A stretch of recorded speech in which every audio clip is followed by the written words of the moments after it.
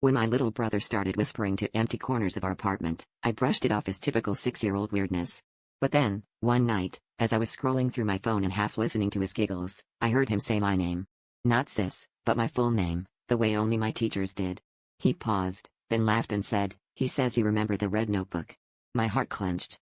That notebook was something I burned 2 years ago, something no one knew about. Acting unfazed, I asked him who he was talking to. He grinned, showing that gap where his front tooth used to be. "His name is Oliver.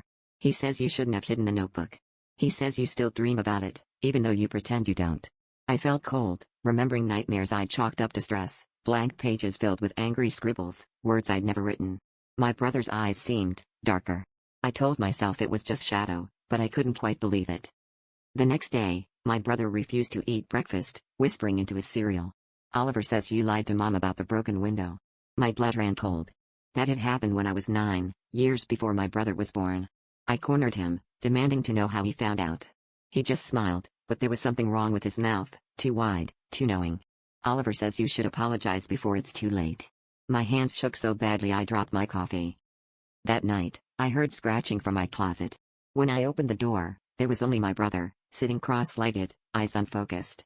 He looked up and spoke in a voice that wasn't his. "You can't hide from the things you've done. Oliver remembers everything you want to forget."